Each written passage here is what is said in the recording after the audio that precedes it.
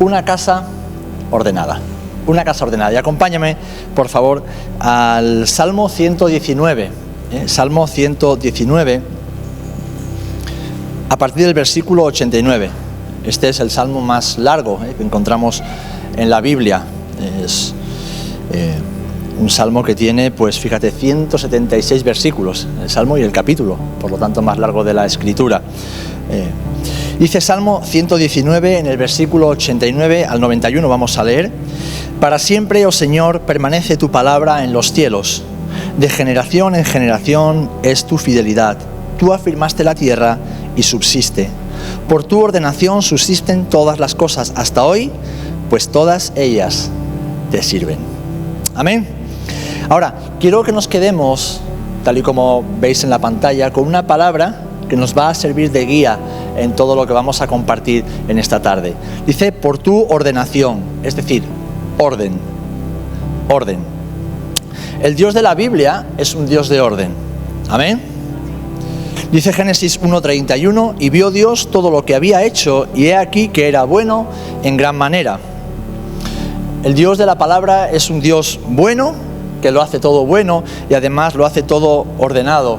Y en su palabra aprendemos a caminar de manera ordenada en nuestra vida personal, pero también en su casa, que es la iglesia. Ese orden se manifiesta en el universo, en las leyes físicas, en las leyes del universo que rigen la vida y la existencia. De hecho, fijaros que si una sola de esas leyes dejara de funcionar correctamente, la vida en la tierra desaparecería en un instante. Qué ordenado lo hace todo el Señor, ¿verdad? Y en su palabra aprendemos de ese Dios de orden y cómo caminar ordenadamente en nuestras vidas y en la iglesia del Señor. En 2 Timoteo, capítulo 3, versículo 16, la palabra dice que toda la Escritura, por lo tanto, es inspirada por Dios y útil para enseñar, para redarguir, para corregir, para instruir en justicia, a fin de que el hombre de Dios sea perfecto, enteramente preparado para toda buena obra. Así que, como digo, para poder vivir correctamente, ordenadamente, de acuerdo con la voluntad de Dios en nuestras vidas, necesitamos conocer su palabra. Necesitamos conocer al Señor a través de la palabra que Él ha revelado. Pues fijaros, el resultado del pecado y la ignorancia de la verdad es precisamente lo opuesto al orden: el desorden y el caos. Cuando las personas desconocen las leyes, incumplen las leyes, y cuando incumplen las leyes se genera caos. Ese orden, queridos hermanos, debe regir la vida de los hijos de Dios. Y es un orden que ha sido establecido por el Señor mismo, de manera que cuando seguimos sus instrucciones aprendemos a vivir ordenadamente. Y el apóstol Pablo se lo decía así a Timoteo en su primera carta, en el capítulo 3, y le dice: para que sepas que cómo debes conducirte en la casa de Dios, que es la iglesia del Dios viviente, columna y baluarte de la verdad. ¿Por qué debemos aprender a conducirnos en la vida cristiana? Pues porque venimos del mundo, venimos con una mente reprobada, venimos con unos hábitos de pecado, estamos contaminados, corrompidos por el pecado. Cuando venimos al Señor, el Espíritu Santo comienza esa regeneración.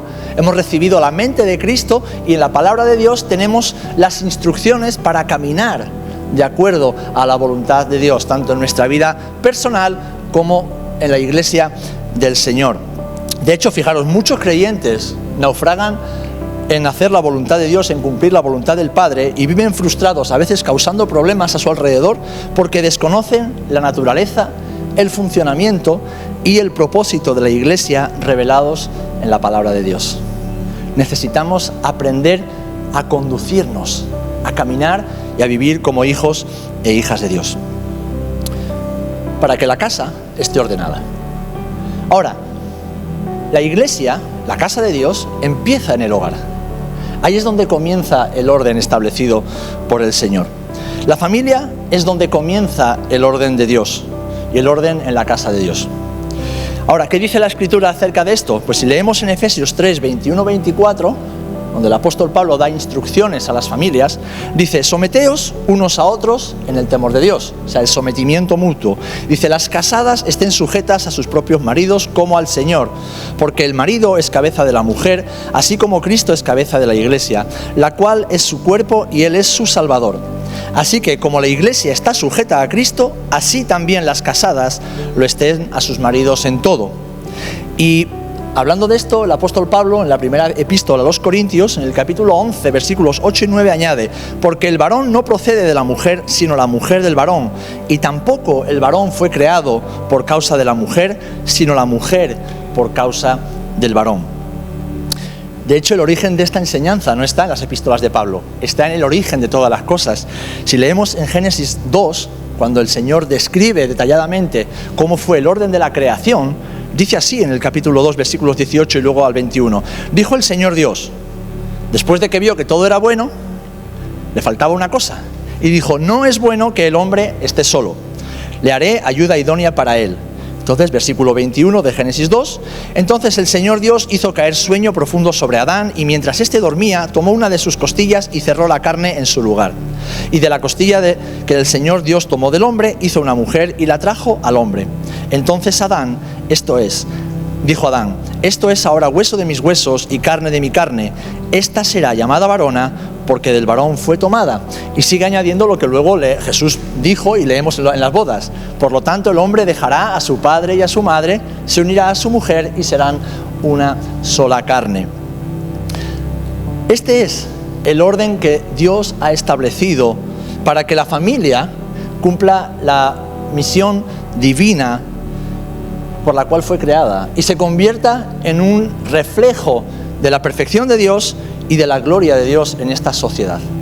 Este es el orden que Dios estableció, que debe comenzar en los hogares. Y de hecho, una familia ordenada es una familia fuerte. Donde hay orden, hay fortaleza. Donde cada uno ocupa el lugar que le corresponde, desarrolla la función que le ha sido asignada, esa es una familia fuerte. Es una familia firme, porque está sobre la roca de la palabra de Dios.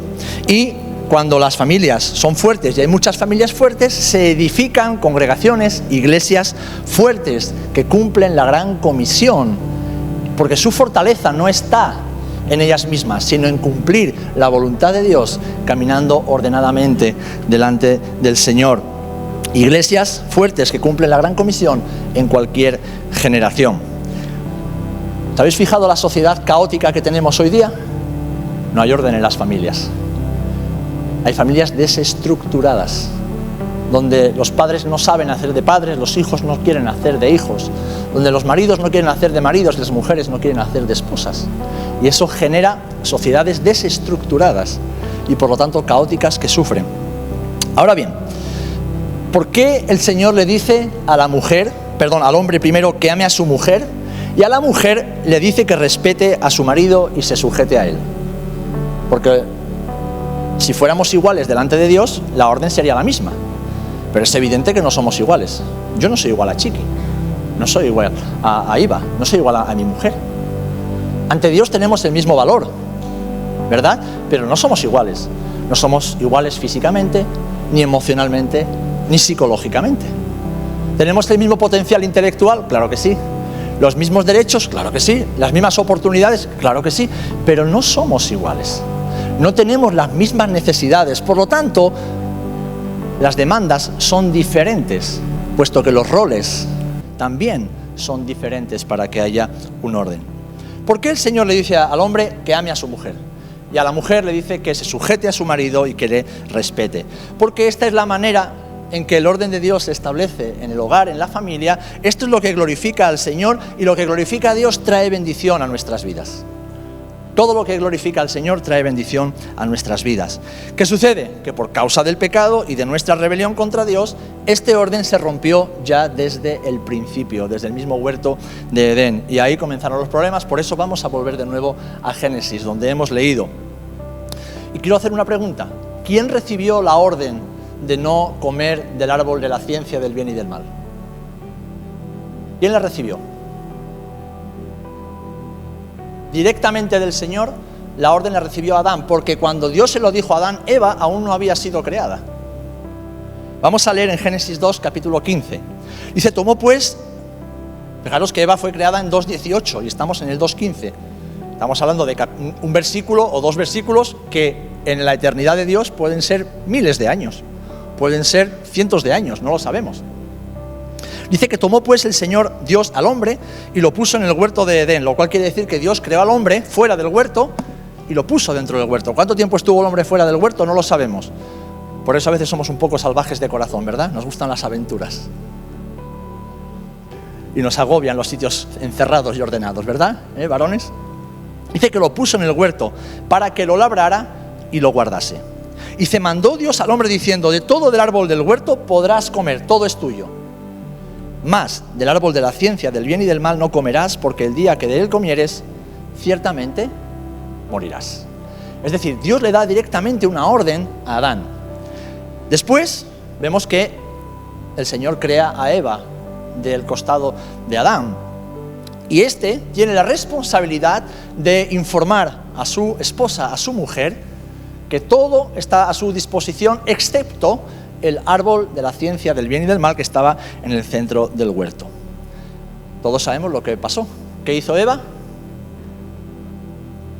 Como los niños pequeños. Dile que no toque algo para que lo toque. Ahora bien, hay veces que se interpreta mal este texto y dicen: no, Eva se rebeló contra Dios. Bueno, en última instancia sí, pero lo que Eva hizo fue faltar al respeto a su marido y no sujetarse a la instrucción que su marido le había dado de parte del Señor. ¿De acuerdo? Por eso, como parte de la consecuencia de esa rebelión, el Señor le dice a Eva: a partir de ahora vas a tener hijos con dolor y vas a sufrir la violencia del hombre sobre tu vida. Lo que hoy vemos como la violencia machista y todas estas cosas, evidentemente es por causa de la maldad, de la corrupción que hay en el pecado del varón. Pero el origen está en que Eva no respetó al hombre que Dios le había dado y desobedeció, por lo tanto, al Señor. De hecho, Génesis 3:16 lo dice. A la mujer dijo: multiplicaré en gran manera los dolores, y aquí hay muchas hermanas que habéis tenido hijos y sabéis lo que cuesta dar a luz, en tus preñeces. Con dolor darás a luz los hijos, lo cual quiere decir que antes de ese momento los hijos venían al mundo sin dolor, pero el pecado produce dolor. Es más, probablemente el cuerpo de la mujer se modificó por causa del pecado. Y dice: y tu deseo será para tu marido y él se enseñoreará de ti. Traducido al lenguaje actual, él querrá imponer su voluntad sobre ti y lo intentará hacer incluso con violencia. Y eso es algo que hemos visto a lo largo de la historia, como el hombre intenta imponerse y dominar a la mujer por la fuerza. Esto es lo que produce el pecado en un corazón no regenerado. Así que, por causa del pecado, el hombre natural no sabe amar a la mujer. No sabe hacerlo como ella merece y como ella necesita. Por eso, el Señor le ordena al hombre: ama a tu mujer. Ama. ¿Cuándo puede hacer esto el hombre correctamente? Cuando ha sido regenerado por el Espíritu Santo. Cuando el corazón del Padre es impreso en el corazón de ese varón. Cuando recibe esa inyección de amor celestial, es que el varón es capaz de amar a su mujer. Y fijaros la orden hasta dónde alcanza. Dice: maridos, en Efesios 5:25, amad a vuestras mujeres así como Cristo amó a la iglesia y se entregó a sí mismo por ella. Fijaros qué amor nos exige el Señor a los varones para que ese orden tenga efecto. Amadlas y entregaos a ellas, como Cristo se entregó a la iglesia, para santificarla, habiéndola purificado en el lavamiento del agua por la palabra, a fin de presentársela a sí mismo una iglesia gloriosa que no tuviese mancha ni arruga ni cosa semejante, sino que fuese santa y sin mancha. ¡Qué gran responsabilidad tenemos los maridos para con nuestras esposas! ¡Qué gran responsabilidad tenemos para con las esposas! Así también los maridos deben amar a sus mujeres como a sus mismos cuerpos, porque el que ama a su mujer, a sí mismo se ama. ¡Wow! ¡Qué gran responsabilidad! Entonces, ¿por qué el varón recibe esa orden? Porque es lo que más necesita la mujer y es también lo que más nos cuesta. Ahora, la mujer, en lo natural, ya en Génesis se ha demostrado que no se sujeta.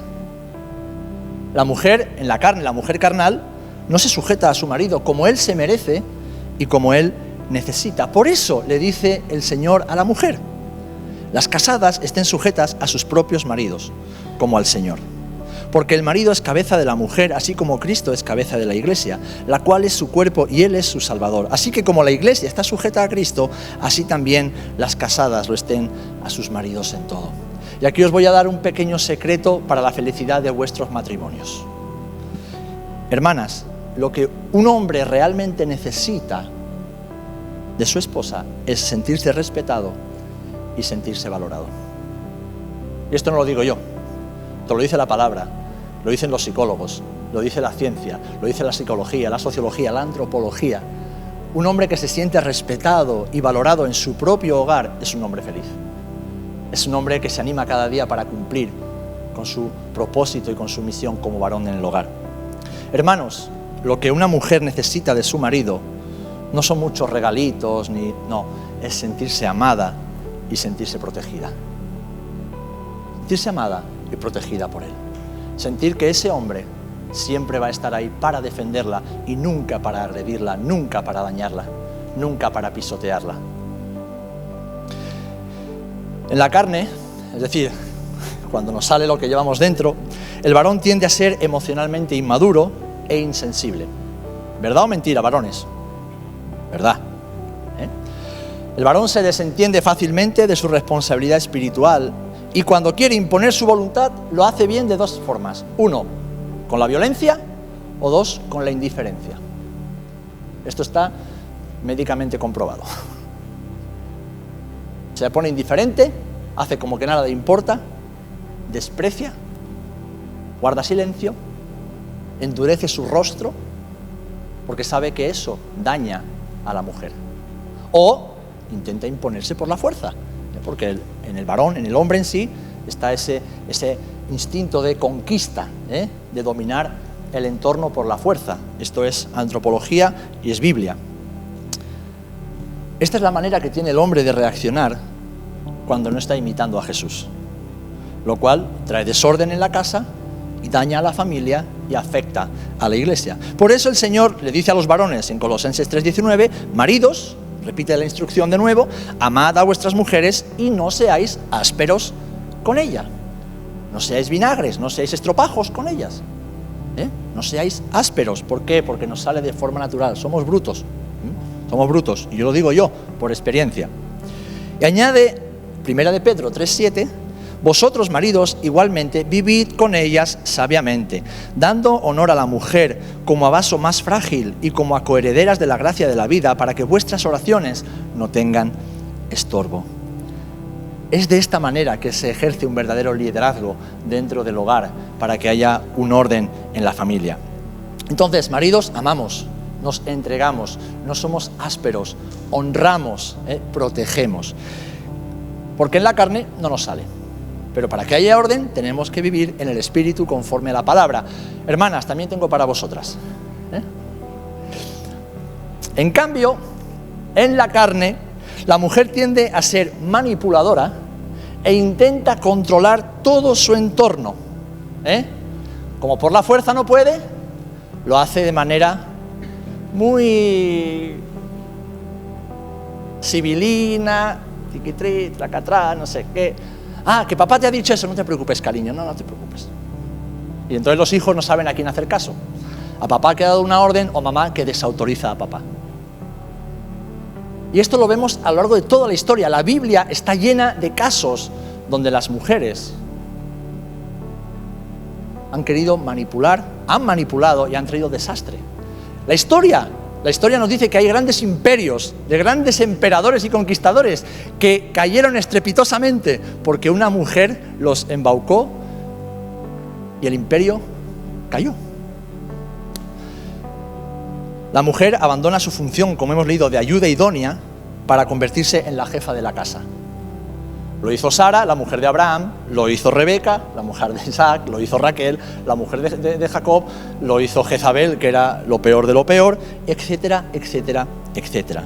Es más, hermanas, y esto es una advertencia que os hago en el Señor, es tal la influencia que Dios os ha dado para con el varón, es tal la influencia que habéis recibido del Señor, que tenéis que tener mucho cuidado cómo ejercéis esa influencia sobre los varones. Porque fijaros, a mí el Señor me pide que ame como varón, porque yo como hombre puedo estar al lado de mi mujer aunque no la ame. Solamente por sentido de responsabilidad voy a permanecer al lado de mi mujer y no le va a faltar de nada aunque no la ame. Por eso Dios me dice, no, un paso más, ámala. Una mujer cuando no ama ya no está, a no ser que sea por interés. De hecho, es algo que está médicamente comprobado. Después de los 40 años, es decir, cuando empiezan a producirse cambios hormonales en las mujeres y se prepara el cuerpo para otra etapa y luego ya llega la premenopausia y luego la menopausia, en el 70%, escuchadme bien, en el 70% de los divorcios, o en el 100% de los divorcios, el 70% lo provocan las mujeres. ¿Por qué? Porque en esos cambios hormonales ya no sienten igual, no se perciben igual y no perciben igual a la persona que tiene al lado. Sus necesidades cambian, sus demandas y exigencias cambian y entonces ya no están contentas. Y estas son estadísticas que están ahí, las podéis comprobar. El 70% son provocados por las mujeres, porque ya no sienten igual y como no aman ya no les interesa estar con ese hombre. Fijaros el poder de influencia que el Señor os ha dado como mujeres. De hecho, Proverbios 12:4 dice: la mujer virtuosa es corona a su marido, mas la mala es como un cáncer para sus huesos. Esto no lo dice del varón hacia la mujer, lo dice de la mujer hacia el varón. Y en el versículo 1 del capítulo 14 añade: la mujer sabia edifica su casa, mas la necia con sus manos la derriba.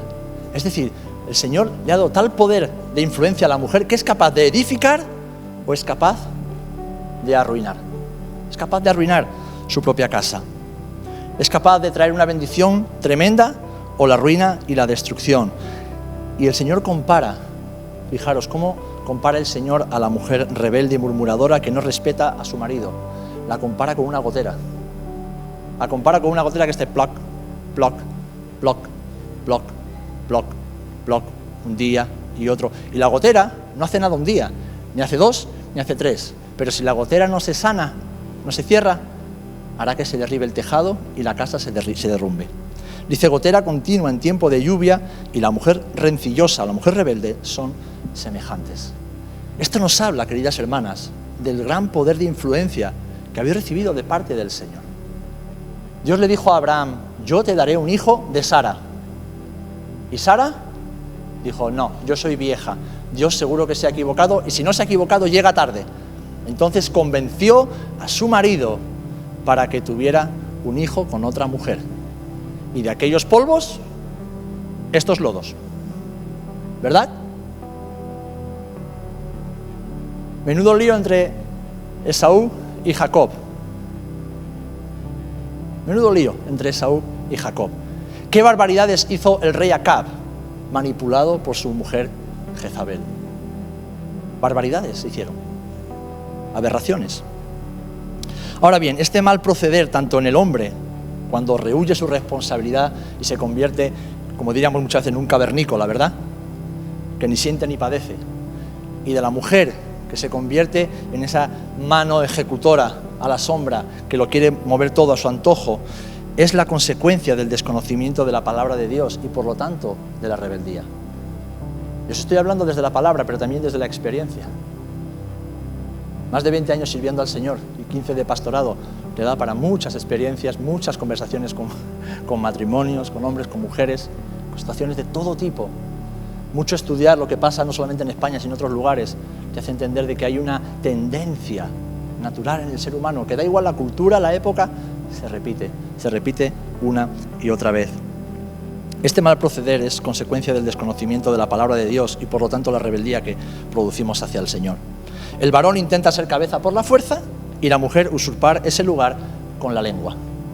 Esto lo vemos repetidas veces todo el tiempo. ¿Y qué sucede? Que cuando esto sucede, la familia sufre. Y si la familia sufre, pues la casa de Dios, que es la iglesia, también sufre. Ahora bien, ¿qué significa ser la cabeza de la mujer? Porque con esto siempre ha habido muchos debates y muchas bromas, ¿verdad? ¿Qué significa que el hombre es cabeza de la mujer? Bueno, es sencillamente ejercer el liderazgo espiritual del hogar, asumiendo las responsabilidades correspondientes de quien ha sido llamado, 1, a amar, 2, a proveer, 3, a guiar y 4, a proteger. Ser cabeza de la mujer no es decir a la mujer lo que tiene que hacer todo el tiempo. Es amar, proveer, guiar y proteger. Esto es ser cabeza de la mujer. Y esa es la función, no la posición, porque el liderazgo no es posición.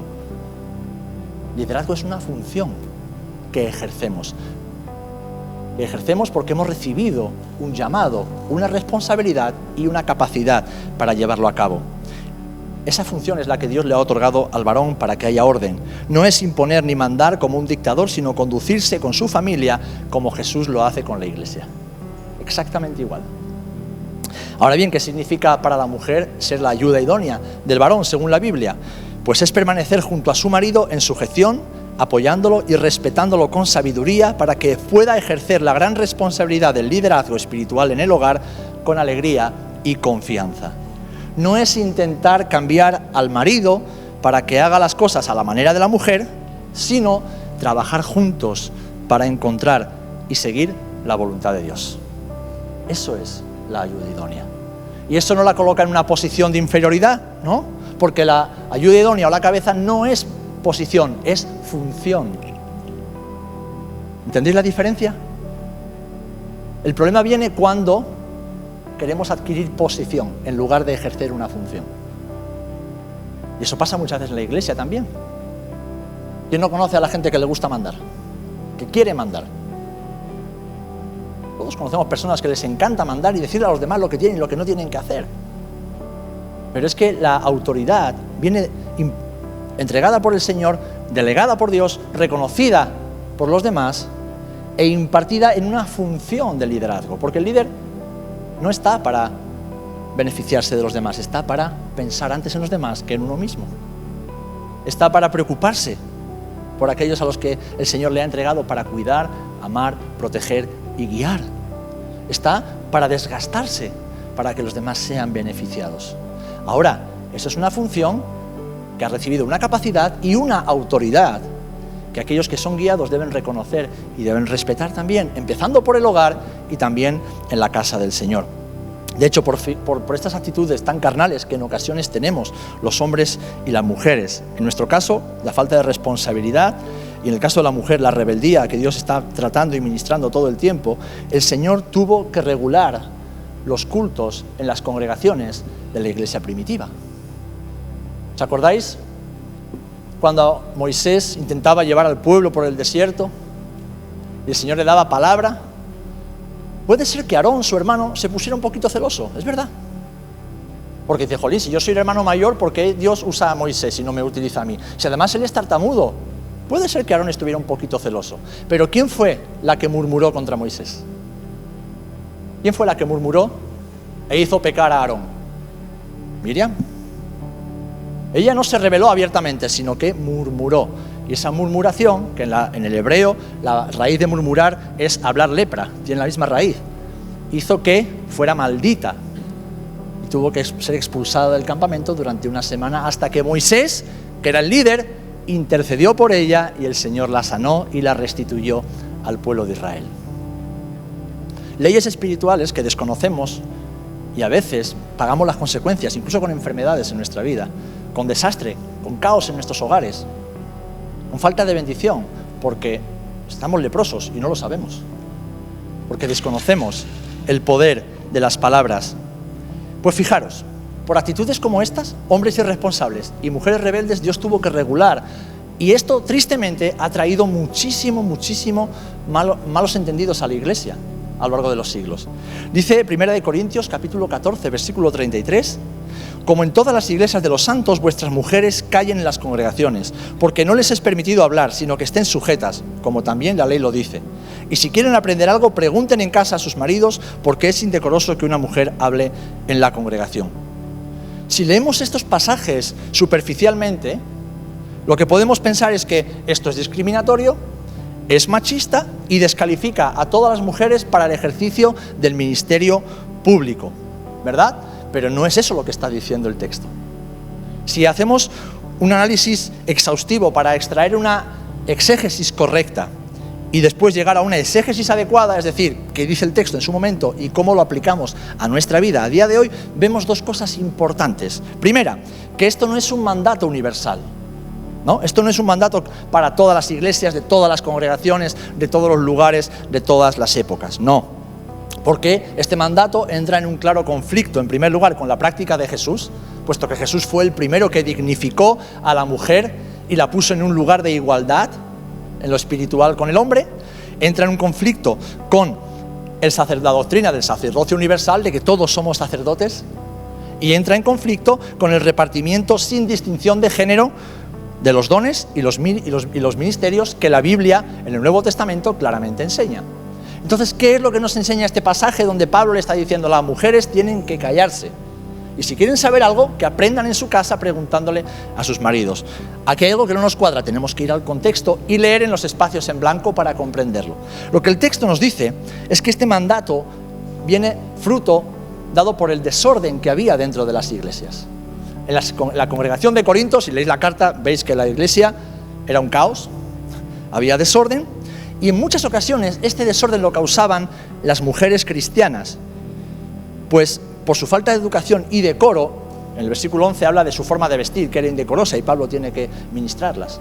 Pero además, su falta de educación hacía que interrumpieran en los cultos. Hay muchos escritos de los padres de la iglesia, escritos ya del primer y segundo siglo, como esto se repetía y una otra vez, porque era parte de la cultura grecorromana de aquella época, que las mujeres hablaban en cualquier momento, interrumpían, opinaban y molestaban en los cultos, porque no sabían comportarse. Discutían en público y faltaban al respeto tanto a sus maridos como a los ministerios de la iglesia como a la propia iglesia. Y esto pasaba en la iglesia de Corinto. Las cartas de Pablo no están escritas ahí al azar. Son cartas que el apóstol escribe en respuesta a problemáticas que tenían lugar dentro de las congregaciones que él había fundado o en las cuales él había sido pastor. Y la iglesia de Corinto era una iglesia que estaba llena de dones espirituales. Pablo se lo dice, ¿verdad? Tenéis muchos dones. Dice, pero sois carnales, sois inmaduros, permitís el pecado moral dentro de vuestra congregación y vuestros cultos se han convertido en un circo. Porque ahí cada uno profetiza cuando le da la gana, cada uno dice lo que le da la gana y no guardáis el orden. Es más, vuestros ágapes los hacéis mal. Pablo tuvo que ministrar a la iglesia y restablecer el orden. Y en la segunda epístola de los Corintios vemos cómo ese orden se restablece en la congregación. Pero lo que vemos aquí es que las mujeres, de nuevo, tienen que aprender a respetar. Y Pablo, como apóstol, como marido que era, aunque en ese momento no sabemos si ya estaba casado o todavía estaba casado, les dice, estáis molestando, preguntad en casa hasta que aprendáis a comportaros. Esta epístola lo que muestra es que había desorden en la iglesia, había desorden en la casa, porque había desorden en los hogares. Los maridos no estaban ejerciendo de maridos y por lo tanto era como un castillo de naipes, ¿no? ¿Habéis jugado alguna vez al dominó? Colocas las piezas o con las piezas de dominó, haces un diseño, le das a la primera y todo se va cayendo en cascada. Por eso el apóstol Pablo les recuerda en el capítulo 11, como he dicho, de Primera de Corintios, pero quiero que sepáis que Cristo es la cabeza de todo varón y el varón es la cabeza de la mujer y Dios la cabeza de Cristo. ¿Por qué? Porque el orden de Dios trae paz en los hogares y esa paz se traslada después a la iglesia del Señor. Por eso, queridos hermanos, si estáis casados, es necesario que ejerzáis ese liderazgo espiritual en los hogares. Las familias y la iglesia necesitan ese liderazgo espiritual. Las familias y las iglesias lo necesitamos. Que haya esos hombres que asumen esa función de cabezas del hogar, con humildad, pero con autoridad. Con amor, pero con determinación y con firmeza. La falsa promesa de libertad y empoderamiento de la mujer, del progresismo feminista, este tan rancio que estamos escuchando todo el tiempo, está engañando a las mujeres para que ocupen una posición y desarrollen funciones que no les corresponden en el hogar. Y esto afecta al orden en la casa de Dios. Así que, mis amadas hermanas, es hora de que sigáis siendo o empecéis a ser la ayuda idónea para la cual fuisteis diseñadas y llamadas. Esto no os hace menos, esto os da una gran responsabilidad delante del Señor, de vuestras familias y delante de la iglesia del Señor también. Las que estáis solteras, o estáis viudas, o estáis divorciadas, bueno, honrad al Señor, sujetándoos a Dios y también a las autoridades delegadas por el Señor. Esta es la forma de honrar a Dios y estar en orden. Sabéis, vivimos en una época donde las corrientes mundanas promueven el desprecio por el orden. Por eso la sociedad está en caos. Desprecian el orden y la piedad. Lo mismo que le pasaba a los corintios. Se vestían como les daba. ¿Saben cómo iban las mujeres de Éfeso por la calle? ¿Saben cómo iban? ¿Saben cuál era la moda? ir con, sabéis que en aquella época se iban con túnicas, ¿verdad? Pues la moda era ir con un pecho descubierto. Entonces, las mujeres, sobre todo las más pudientes, que podían tener tratamientos de belleza, iban por la calle con sus grandes peinados. Por eso Pablo dice, la vestimenta con decoro, no sin grandes peinados ni joyas, porque les gustaba aparentar y ostentar peinados, uñas, pestañas. Iban además con un pecho descubierto por la calle. Y esas mujeres se convertían a Cristo. ¿Y qué hacían? Tal y como se convertían, entraban en la iglesia. Y os podéis imaginar en el espectáculo. Imaginar a los hermanos solteros, los contentos que se ponían.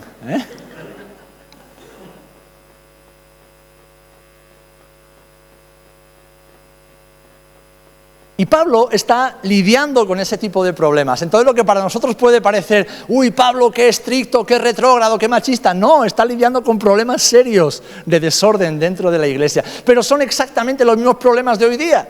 Porque a veces todavía hoy día en verano te decimos que tenemos que decirle a alguna jovencita o a alguna hermana, está usted enseñando demasiada carne. Está usted en la casa del Señor, aquí no hay que venir con la espalda tan descubierta, ni con ese escote, ni con esas piernas. No, hay que vestir con decoro. Y a los hermanos también, por supuesto. ¿Por qué? Porque aunque los tiempos cambian, el corazón del hombre sigue siendo el mismo.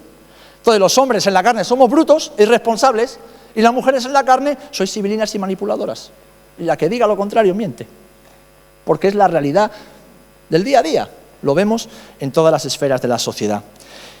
¿Por qué? Porque el príncipe de este mundo quiere engañar a las personas. Quiere generar caos en la sociedad a través del caos en las familias. Quiere promover la rebelión. Y si las familias cristianas no estamos edificadas sobre la roca de la palabra de Dios, tenemos el peligro, corremos el gran riesgo de ser arrastrados por todo eso. Por todo eso. Y aquí quiero ir concluyendo. Y podríamos hablar de otras muchas cosas, claro. Alguien me podría decir, ya, pero es que, ¿cómo me voy a sujetar a mi marido si mi marido no es creyente? Bueno, también la palabra regula eso. También la palabra regula eso. ¿Cómo voy a sujetarme o voy a hacer esto o lo otro si a lo mejor mi marido es violento conmigo? Si mi marido... Bueno, también en la palabra encontramos respuestas a todo eso. De hecho, el propio divorcio, aunque en un origen la palabra no lo aprueba, el Señor dijo que había una vía a la cual se podía apelar cuando una de las dos partes rompía el pacto matrimonial. Pero eso es harina de otro costal, podemos tratarlo en otro momento. Lo que es importante, para ir concluyendo, es que Dios quiere que si Él lo hace todo bien y ordenado, nosotros caminemos en vidas y en caminos ordenados. Que nuestras vidas sean vidas ordenadas delante del Señor, empezando por nuestros hogares, sea que estamos solteros y tenemos que sujetarnos a nuestros padres, o sea que estamos casados y tengamos que caminar como hemos aprendido o recordado en esta tarde. Y es que en ese orden establecido por Dios, la Iglesia no es una democracia. La Iglesia, bajo ningún concepto bíblico, es una democracia. Porque la democracia es el gobierno de los hombres. Y en la casa del Señor no mandamos los hombres. La Iglesia del Señor, muy bien José Antonio, es una teocracia. Es el gobierno de Dios en medio de los hombres. A través de las leyes y mandamientos que el Señor ha revelado a través de su palabra y utilizando a los ministerios, a los dones que Él ha repartido como quiere, a quien quiere, para la edificación del cuerpo. No como una posición de superioridad, sino como una función de servicio para la Iglesia y para con el Señor. Entonces no estamos en una democracia donde cada uno puede opinar y decir lo que le da la gana, ¿no? Eso no es la Iglesia. La Iglesia que permite eso es una Iglesia donde hay desorden, donde hay caos, donde no se respeta el orden de Dios. Y debemos aprender esto, porque eso es lo que la sociedad nos infunde, ¿verdad? Si estamos todo el tiempo viendo programas de debates y programas de cotilleos y programas de sociedad donde todo el mundo dice, eso no es la Iglesia. Esto no es un club social. Esto es un marco, es un espacio, es una familia donde cada uno desarrollamos una función que el Señor ha elegido para nosotros. Y por lo tanto hemos sido capacitados para desarrollar esa función. Y cuando cada uno desarrollamos esa función en el hogar y luego en la casa del Señor, hay orden, hay paz y hay bendición. Y hay bendición. Entonces quiero que te quedes con eso. Somos una teocracia, el gobierno del Señor en medio de los hombres, por medio de su palabra y la guía del Espíritu Santo. Queridos hermanos, el orden en los hogares traerá bendición en la Iglesia y facilitará la labor de los ministerios y dones que Dios ha repartido a quien quiere y como quiere para la edificación de su cuerpo. El Señor quiere que su casa esté ordenada, para que la bendición y la vida eterna que nos promete, lo leemos en el Salmo 133, cuando estamos juntos y en armonía, se manifiesten sin medida en medio de nosotros. A veces queremos bendición, pero no caminamos en armonía. Queremos bendición, pero no somos ordenados. Queremos bendición y vida eterna, pero no nos sujetamos a la palabra del Señor. Y eso no puede ser. Debemos saber cada uno qué es lo que Dios nos ha dado, quiénes somos en el Señor y desarrollar esa función sujetos al Señor y los unos a los otros. Cuando la Iglesia es una casa ordenada, según el principio del Señor, disfrutamos de la bendición y somos un espejo en el cual la gloria de Dios se refleja para que los que no conocen a Jesús puedan conocerle también. Porque el orden de Dios en el hogar traerá orden y edificación en la Iglesia, y una Iglesia ordenada que se edifica sobre la palabra es una Iglesia que impacta la sociedad y el entorno donde ha sido plantada. Y fijaros, voy a dejaros otra cosa que en esta generación duele más que ninguna otra. Obedeced a vuestros pastores y sujetaos a ellos, porque ellos velan por vuestras almas, como quienes han de dar cuenta, para que lo hagan con alegría y no quejándose, porque esto no os es provechoso. En un contexto donde cada uno quiere hacer lo que le da la gana, Dios ha establecido un orden dentro de su casa, y no es un orden autoritario, es un orden de autoridad, una autoridad espiritual que está avalada por la palabra del Señor y el testimonio de los que servimos al Señor, con fidelidad, con temor y con temblor, pero siempre para la edificación del cuerpo, para la extensión del reino y para enseñarnos a caminar en justicia. Porque ¿cuántos queréis bendición sobre vuestras familias? Todos, ¿verdad? Pues maridos, tomemos la sartén por el mango. Cumplamos nuestra función como sacerdotes del hogar. Dejemos de desentendernos. Asumamos esa función dentro de nuestro hogar para con nuestras esposas, si hay hijos, para con nuestros hijos. Y así podremos hacerlo también en la Iglesia. Hermanas, ocupad la función que el Señor os ha asignado y no queráis ocupar una función distinta. Fijaros, Rota es un pueblo muy machista y matriarcal. ¿Sí? Hay una sociedad muy machista, pero a la vez matriarcal. ¿Saben por qué muchos hombres terminan su jornada laboral y se van al bar? Porque no pintan nada en la casa. No pintan absolutamente nada en la casa. Y como no son hombres violentos, se quitan del medio. Porque para no pintar nada en el lugar donde estás trayendo el sustento. Entonces, varones, no se trata solo de traer dinero a casa para que no falte comida y bebida, no. Hay que traer el sustento y hay que traer el sustento espiritual. Yo no soy el pastor de la Iglesia, soy el pastor de mi esposa y de mis hijos antes que de nadie más. Y después el pastor de la congregación. Pero yo pastoreo a mi esposa y pastoreo a mis hijos cada día. Y Loide no lo ve como un rol de superioridad, porque luego cuando ejercemos el ministerio, ella tiene dones que yo no tengo. Y yo reconozco su autoridad espiritual, porque son dones que Dios le ha dado a ella y que no me ha dado a mí. Y estamos hablando de otra esfera de nuestra relación. Pero en lo que concierne a la familia, yo soy la cabeza. Yo sé cuál es mi identidad y sé cuál es mi función y cuál es mi lugar en el hogar. ¿Y saben por qué soy feliz? Porque mi esposa lo reconoce y no hay conflictos, no hay disputas. Porque cada uno ocupa el lugar que Dios le ha dado y cumple la función que el Señor le ha otorgado. Esposos, seamos esos pastores dentro de nuestros hogares. Los que todavía no estáis casados, David, que pronto, si Dios quiere, te casarás, profetizamos. Aprende de los consejos de los mayores. Hermanas, disfrutad de sentiros amadas, protegidas, cuidadas, guiadas. Disfrutad de ello. Y tendréis maridos felices que aprenderán a haceros felices también a vosotras. No os veáis como menos, porque Dios no hizo menos a la mujer. La palabra dice claramente que en Cristo no hay esclavo ni libre, no hay judío ni griego, no hay ni varón ni mujer. Todos valemos lo mismo delante de Él. Todos, sin excepción. Pero cada uno tiene su función, cada uno tiene su lugar, y ese es el orden establecido por el Señor para que haya orden en la casa. Y en última instancia, sometidos unos a otros, obedeciendo y sujetándonos a los pastores y a las personas que Dios pone en la iglesia, todos sujetos a Dios, que es la cabeza, Señor y Rey de su casa. Amén.